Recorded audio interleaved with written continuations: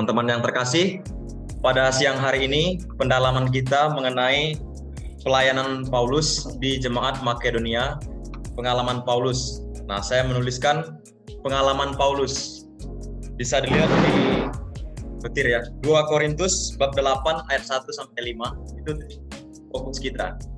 Nah, pengalaman Paulus diawali dengan perjumpaan Paulus dengan jemaat yang ada di Makedonia. Bisa teman baca. Perjumpaan ini menemukan bahwa di sana Paulus menemukan ada beberapa poin. Pertama itu selagi dicobai dengan berat. Yang kedua, mendapatkan pelbagai penderitaan. Namun di lain sisi, umat di sana menemukan sukacita yang meluap meskipun keadaan situasi kondisi mereka yaitu dalam situasi yang kehidupan miskin, namun mereka kaya dalam kemurahan. Nah, di sini dapat kita lihat 5 poin. Pertama itu iman yang mendalam dalam percobaan. Penderitaan itu mengatakan tindakan dalam kasih, bagaimana mereka mengasihi dalam iman. Kemudian sukacita meluap, artinya mereka memiliki harapan. Ketika memiliki harapan, seberat apapun penderitaan yang kita alami, itu mendapatkan kelegaan. Meskipun kenyataan mereka hidup miskin, namun mereka kaya dalam kemurahan. Ini disebut buah-buah iman. Nah, inilah pengalaman jemaat di Makedonia, yaitu khususnya juga di Akaya nanti, di mana mereka memberikan dana atau menyumbangkan dana bagi jemaat di Yerusalem. Bisa kita dilihat bab 9-nya. Oke, silakan lanjut.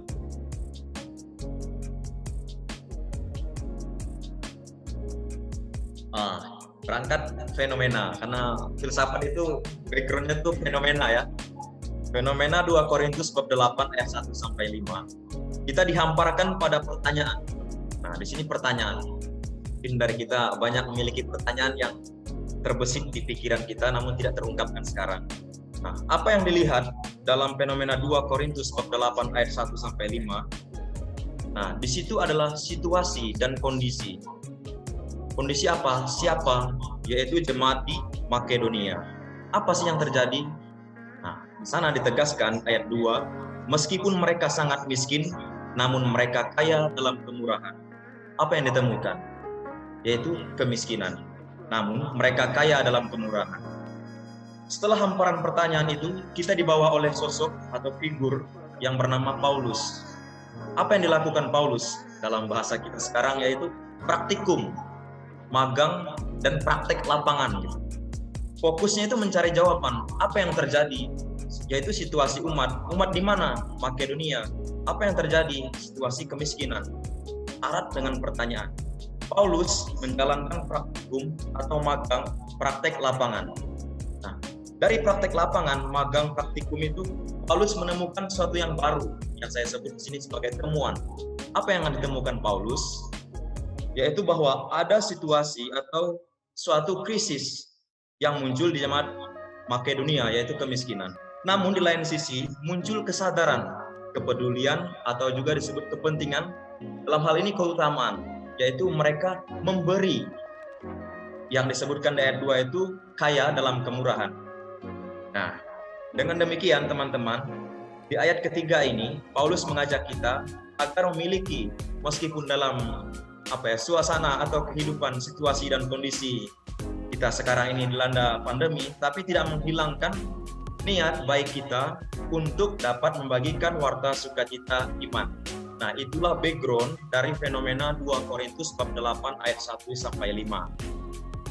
Lanjut.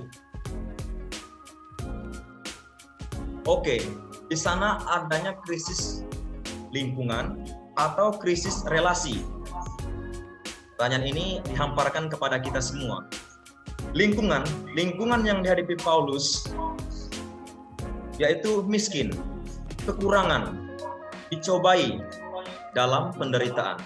Di sana teman-teman bisa lihat di ayat 2 dari 1 sampai 2 itu. Bagaimana dengan relasi Paulus terhadap jemaat?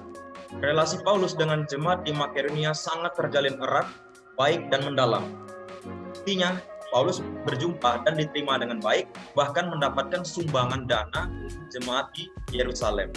Pola relasi ini secara dapat diutarakan atau disimpulkan memiliki bingkai teologis, yaitu Allah jemaat, dan Paulus. Nanti di ayat 5 kita akan menemukan mereka memberi pertama-tama itu kepada Allah, dan atas kasih karunia Allah itulah diberikan juga kepada kami, dalam hal ini Paulus. Oke, alam, apa yang terjadi dengan alam dan bumi kita? Lingkungan itu, kemiskinan tentunya ya, krisis, manusia, bagaimana sikap kita? Kita ditohok oleh Paulus. Paulus memiliki kesadaran, membangkitkan kesadaran umat, dan memberikan tindakan. Nah, di sini Allah, seperti apa gambaran kita tentang Allah?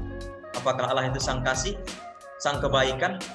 Itu kita temukan dalam relasi dan juga kehidupan kita sehari-hari dari lingkungan. Oke, lanjut. Muncul kesadaran, seperti yang saya sampaikan, Paulus mengutarakan suatu hal yang baru sehingga memunculkan kesadaran bagi jemaat. Kesadaran seperti apa?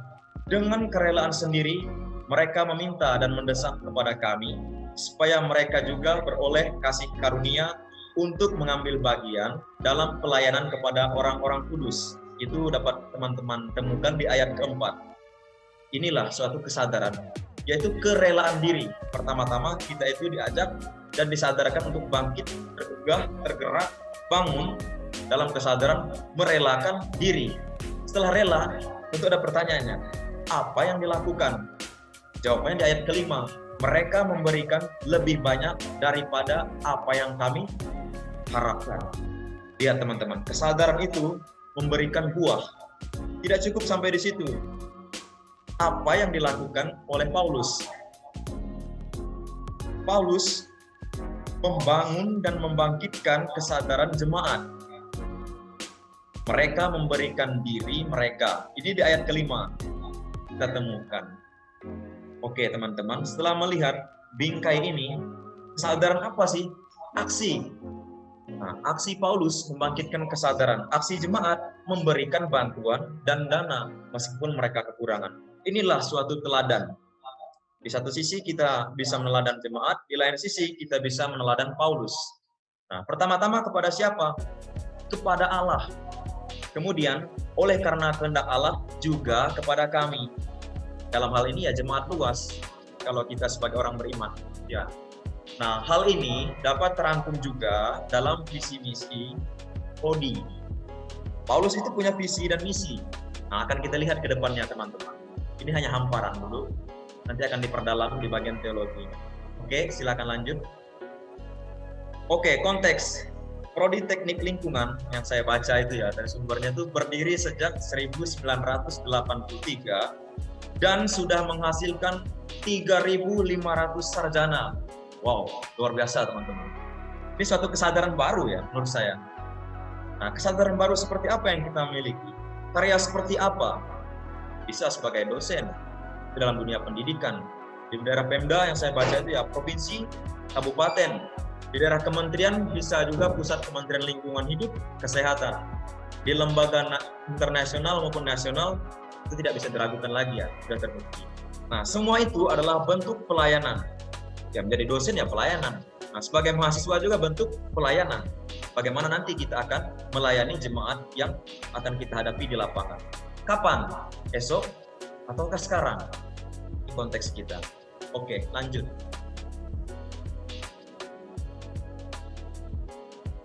Oke, saya agak cepat ya menjelaskannya. Biar waktunya juga pas, karena dibagi dua. Oke, pertama-tama orang itu memiliki niat baik. Ini dapat kita lihat di ayat keempat. Dengan kerelaan sendiri. Nah, ini yang seperti saya sampaikan dari depan. Niat baik ini dimiliki oleh jemaat Makedonia. Nah, bagaimana dengan kita? Mereka pertama-tama dengan kerelaan. Artinya ada tawaran, menawarkan diri. Dalam artian mereka meminta dan mendesak kepada kami. Seperti itu yang tertulis. Apa yang ada? Siap sedia. Untuk apa? Untuk ambil bagian dalam hal apa? Dalam pelayanan. Kok bisa? Pertanyaan kita. Karena mereka dijiwai oleh kasih akan Allah. Nah, seperti yang teman-teman dengar, bahwa pertama-tama mereka melakukannya kepada Allah, atas kasih karunia Allah itu baru dilakukan juga kepada kami. Dalam hal ini kita ya, atau Paulus dalam teks. Dengan demikian, jemaat di Makedonia sejatinya adalah menjadi contoh dan teladan, patokan atau panutan bagi kita yang hidup di zaman sekarang untuk memiliki niat-niat baik. Nah, ini dapat terbesit juga dalam visi dan misi prodi. Nah, itu teman-teman, saya masih menemukan hamparan. Oke, lanjut. Nah, perencanaan visi misi. Visi, apa yang dimiliki Paulus maupun jemaat, seperti yang saya sampaikan, kita itu selalu bergerak oleh visi misi. Maka semua organisasi maupun lembaga apapun selalu memiliki visi dan misi. Visi ini tidak lepas dari pewartaan akan sabda Allah. Misi, apa yang dijalankan oleh Paulus maupun jemaat, ini adalah dasar dari misi mereka, perutusan, missio dalam bahasa Latinnya.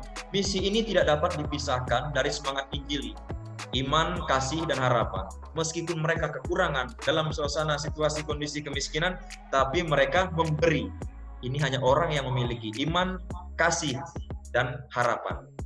Harapan tertuang dari pendapat Paulus dari sana di ayat 1.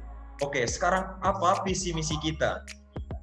Dalam visi misi prodi, nah ini saya mengambil misalnya ya. Jelas dikatakan, menjadi sarjana yang unggul, terampil, menguasai ilmu lingkungan untuk dipraktekkan dalam dunia kerja. Praktek, sekali lagi, praktikum, lapangan. Seperti yang saya sampaikan di awal. Visi misi itu menghantar kita dari teoritis kepada praktis. Ini sudah dihidupi Paulus. Jadi kita jangan ragu lagi. Ada teladan kita, sang guru. Sudah mengajarkan bagaimana merintis jalan. Visi misi itu mencangkup hal teoritis sekaligus praktis. Singkatnya yang saya singkat itu, teori didapat di bangku kuliah, itu dipraktekkan dalam kehidupan sehari-hari. Seperti hari ini. Oke teman-teman, lanjut. Nah, saya sekarang masuk ke bagian aksi atau tindakan nyata. Apa aksi dari jemaat? Mereka memberi atau memberikan, dalam ayat keempat-empatnya ini tegaskan, memberikan menurut kemampuan mereka. Ini adalah iman ya. Tapi iman itu mampu mengubah, bahkan melampaui kemampuan mereka. Ini hanya orang beriman dan memiliki harapan. Nah, sekarang teman-teman, apa sih aksi Paulus? Ditegaskan di sana ayat 1 seperti yang saya sampaikan. Kami hendak memberitahukan kepada kamu tentang kasih karunia yang dianugerahkan kepada jemaat-jemaat di Makedonia. Paulus memberitahukan kepada kamu di sini ya, kita itu, tentang kasih karunia. Ini aksi dari jemaat itulah cerminan dari aksi akan kasih kepada Allah yang diwujud nyatakan kepada sesama dengan memberi derma, dalam hal ini memberi sumbangan kepada jemaat-jemaat lain seperti hal tertulis untuk jemaat di Yerusalem ayat 9 nanti ya. Nah, apa aksi kita?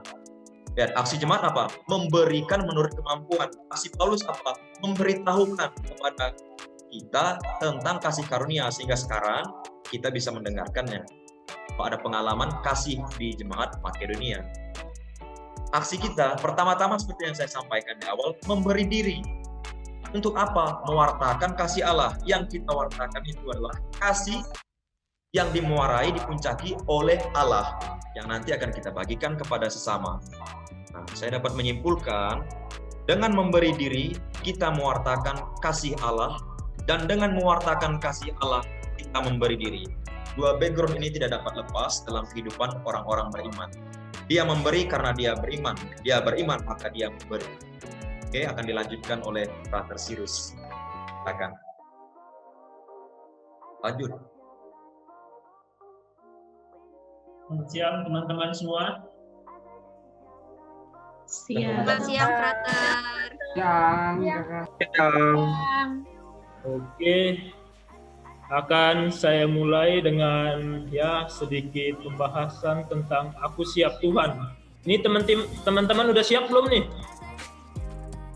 Sudah. Siap, Frater. Siap untuk apa nih? Siap untuk mendengarkan, merenungkan, apa siap untuk tidur nih? Mendengarkan. Siap untuk mendengarkan. Frater yakin lah, pokoknya teman-teman di situ pasti siap untuk mendengarkan.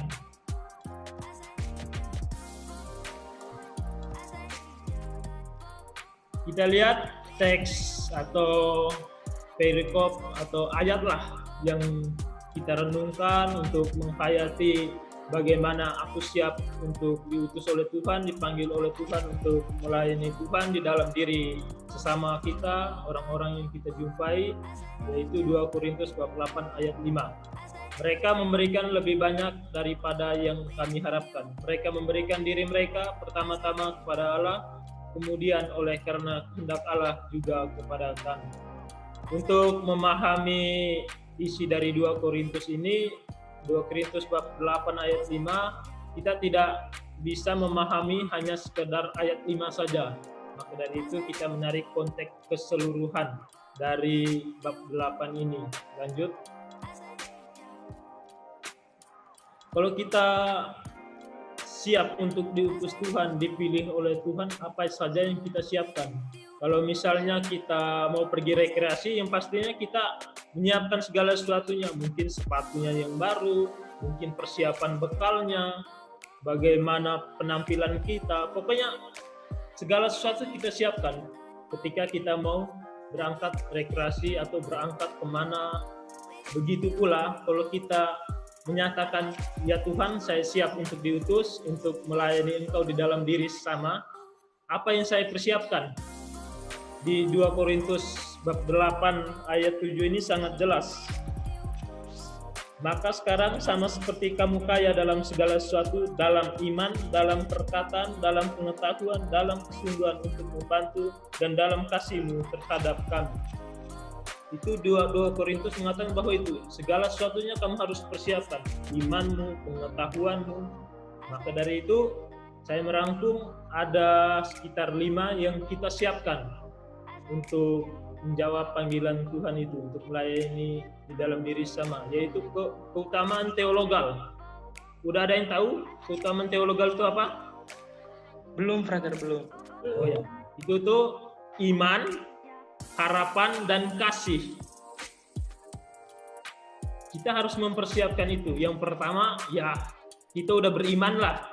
Mungkin ada yang bilang, saya ini udah beriman dari kandungan ibu, karena memang dilahirkan dari keluarga Katolik. Tetapi apakah iman itu sungguh-sungguh kita hidupi dalam kehidupan kita maknai? Maka dari itu kita harus mempersiapkan iman dengan berbagai latihan-latihan, dengan doa, bagaimana kita membantu sesama, bagaimana kita menolong sesama, dan juga yang kedua itu harapan. Kalau kita beriman, yang pastinya kita harapan. Kita berharap akan apa? Berharap akan kasih karunia yang Allah berikan. Karena dasar dari harapan adalah iman. Nah, yang perlu diingat adalah kasih. Kasih itu mengatasi segalanya. Kalau kamu beriman, kalau kamu memiliki harapan, tapi kamu tidak memiliki kasih, sia-sia. Maka dari itu kasih itu menjadi dasar. Kalau kamu berbuat kasih, berarti yang pastinya kamu beriman, kamu memiliki harapan. Yang kedua yang harus dipersiapkan adalah mental. Mengapa mental? Kalau kita sudah memiliki iman, harapan, dan kasih, tapi kalau kita tidak memiliki mental untuk mewartakan, ya, melayani Kristus di tengah sesama kita, tidak bisa. Kita tidak memiliki keberanian. Ya udah, biar kamu aja. Contoh yang sederhana saja dalam kehidupan kita. Siapa yang mau pimpin doa pembuka dalam acara ini? Udah kamu saja. Udah yang ini saja. Masih ada penolakan. Di situ mental kita belum teruji. Padahal di hal-hal yang sederhana saja. Meminta kita untuk memimpin doa dalam acara pertemuan atau apa, atau dalam doa makan, kita masih menolak. Nah, maka dari itu mentalnya harus kita bangun, harus kita siapkan kalau kita mau melayani Tuhan. Badan yang sehat. Dengan badan yang sehat itu ya teman-teman tahulah, teman-teman bisa melayani, bisa berbuat sesuatu yang banyak. Cara menjaga badan sehat, saya yakin teman-teman lebih tahulah daripada Frater. Yang keempat, ilmu pengetahuan. Ilmu pengetahuan yang teman-teman dapatkan ketika teman-teman kuliah di situ. Nah, yang teman-teman dapatkan di situ yang pastinya apa? Ada fakultas apa atau jurusan tentang teknik lingkungan, teknik pertambangan. Nah, segala pengetahuan yang teman-teman dapatkan di situ, itu teman-teman sungguh merenungkan bagaimana mendalami itu. Nah, dengan pengetahuan yang teman-teman dapatkan itu, teman-teman memiliki kesiapan. Ketika saya mau melayani sesama saya, saya dapat menggunakan pengetahuan saya. Saya dapat membantu mereka untuk mengenal Kristus melalui apa yang saya ketahui.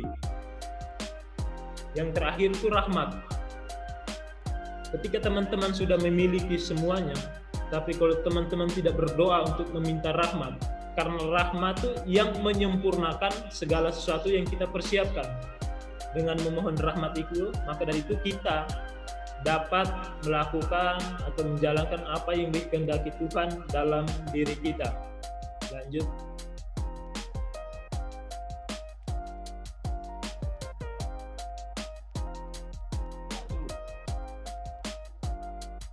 Mengapa saya siap melayani Tuhan? Mengapa sih teman-teman saya harus siap melayani Tuhan? Yang pertama, teman-teman udah dibaptis. Atau dari kita semua yang hadir di sini mungkin belum ada yang dibaptis? Kelihatannya udah dibaptis semua ya? Sudah, Frater. Sudah dibaptis semua nih. Frater yakin. Karena kita udah dibaptis, maka dari itu kita siap melayani Tuhan. Yang kedua, cinta. Dengan cinta, Tuhan tuh menyelamatkan kita, menyelamatkan kita dari segala dosa yang telah kita perbuat. Pokoknya hidup kita karena cinta Tuhan kepada kita. Kita yang telah memperoleh cinta dari Tuhan, maka dari itu dengan cinta ini kita dapat mewartakan kepada sesama kita. Yang ketiga, hamba Tuhan. Atau di sini ada yang merasa menjadi penasehat Tuhan? Pasti tidak ada. Kita merasa dan kita merenungkan bahwa hidup kita ini sebagai hamba. Yang orang yang sebagai hamba melaksanakan apa yang diperintahkan oleh Tuannya. Maka dari itu kalau kita hamba Tuhan, berarti kita melaksanakan apa yang dikehendaki Tuhan dalam diri kita. Yang dikehendaki Tuhan dalam diri kita, melayani Dia di dalam orang-orang yang kita jumpai, orang-orang di sekitar kita. Bukan berarti pelayanan yang kita lakukan tuh hanya di dalam gereja, petugas lektor, petugas mazmur, atau petugas yang lain-lain lah. Itu seharusnya kalau memang kita ada kesempatan atau ada waktu, kita bisa melayani Tuhan melalui hal-hal seperti itu. Tetapi tidak cukup di situ. Di mana kita berjumpa dengan orang-orang di sekitar kita, berjumpa dengan orang-orang ya yang non Katolik lah atau non Kristiani, kita dapat melayani mereka. Yang keempat, panggilan Tuhan. Ketika kita dibaptis, kita sudah dipanggil Tuhan untuk menjadi pengikutnya. Maka dari itu, panggilan Tuhan tuh ya bercirikan apa? Tujuannya untuk mewartakan Tuhan, bukan kita mewartakan diri sendiri. Lanjut. Motivasi pelayanan. Motivasi pelayanan itu adalah kasih.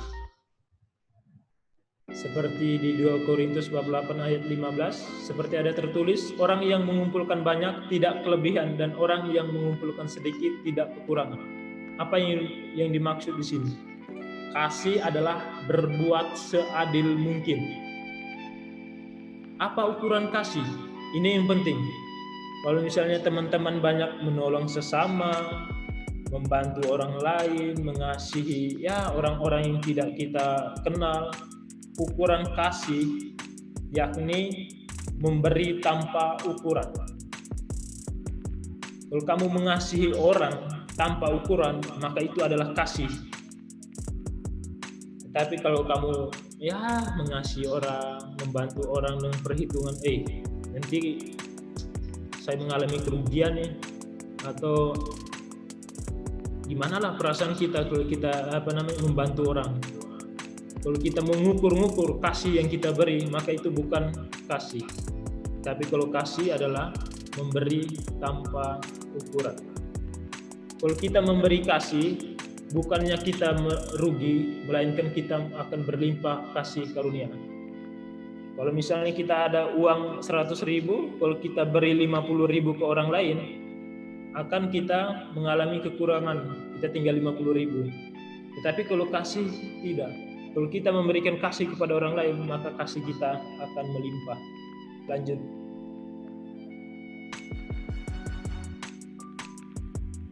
Ukuran keberhasilan, yaitu pengorbanan. Kita dapat mencontoh atau meneladani kehidupan Yesus yang ia katakan dalam Markus bab 10 ayat 45, karena anak manusia juga datang bukan untuk dilayani, melainkan untuk melayani dan untuk memberikan nyawanya menjadi tebusan bagi banyak orang. Ukuran keberhasilan orang mengasihi itu memberikan nyawa, menyerahkan nyawa. Apakah kita harus memberikan nyawa? Tidak juga. Banyak hal-hal yang lain yang kita lakukan, yaitu kita memberikan diri kita secara total untuk melayani Tuhan di dalam diri orang-orang yang kita jumpai. Ketotalitasan kita itu adalah nyawa kita. Seperti dikatakan Paulus, karena itu aku suka mengorbankan milikku, bahkan mengorbankan diriku untuk kamu. Jadi jika aku sangat mengasihi kamu, masakan aku semakin kurang dikasihi. Paulus itu mengorbankan apa yang dia miliki, pengetahuan yang ia miliki, segala hartanya, segala jabatan yang ia miliki, ia korbankan untuk mengikuti Tuhan. Tapi yang paling tinggi pengorbanannya itu adalah dia mengorbankan dirinya sendiri. Lanjut. Tujuan pelayanan. Memuliakan Tuhan. Itu menjadi tujuan pelayanan kita. Tujuan pelayanan kita adalah memuliakan Tuhan. Kalau misalnya saya nih membantu orang lain, ketika saya memiliki segala sesuatu nih, saya menolong orang lain, oh teman ini atau saudara ini berbuat baik. Tetapi kalau orang belum sampai pada suatu pemahaman bahwa ini adalah karya Tuhan, maka teman-teman ya lebih ke memuliakan diri sendiri. Yang intinya tujuan pelayanan kita itu untuk memuliakan Tuhan, bukan untuk melayani diri sendiri. Nah, ditegaskan oleh Injil Yohanes bab 3 ayat 30, ia harus makin besar tetapi aku harus makin kecil. Ia yang dimaksud di sini adalah Tuhan. Jadi tujuan pelayanan kita itu memuliakan Tuhan, dan diri kita yang sebagai pelayan, kita harus makin kecil. Lanjut. Pemberian. Di 2 Korintus tadi dikatakan ada 2 pemberian. Yang pertama pemberian kita materi dan pemberian diri.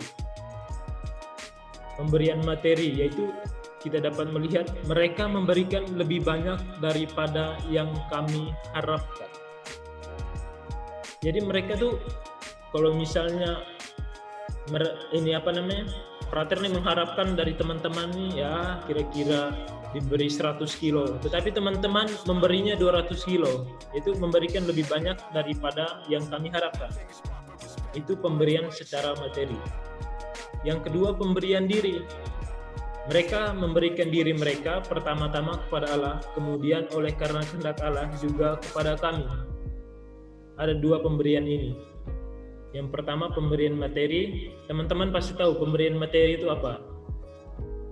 Sumbangan dana atau segala sesuatu yang berkaitan dengan materi yang teman-teman berikan untuk melayani Tuhan ya di lingkungan sekitar teman-teman.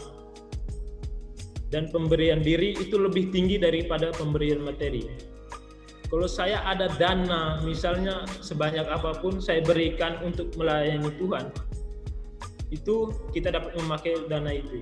Tetapi kalau pemberian diri ini tanpa pemberian diri, maka dari itu materi tidak bisa dijalankan. Orang dapat memberikan materi, tapi memberikan diri itu sulit. Maka dari itu teman-teman yang berada di jurusan ini ya dapat memberikan diri secara total dengan segala sesuatu yang teman-teman miliki.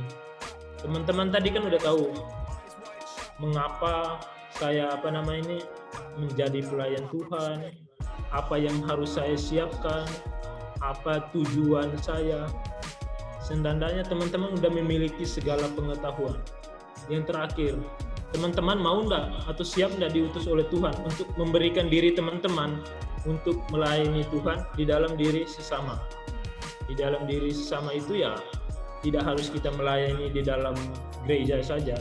Orang-orang yang kita jumpai di kehidupan kita sehari-hari, tetangga kita, orang-orang yang kita jumpai, ya walaupun kita tidak mengenal itu siapa, kita tetap melayani mereka. Lanjut. Oke. People don't care how much you know until they know how much you care. Ini teman-teman pasti tahu ya?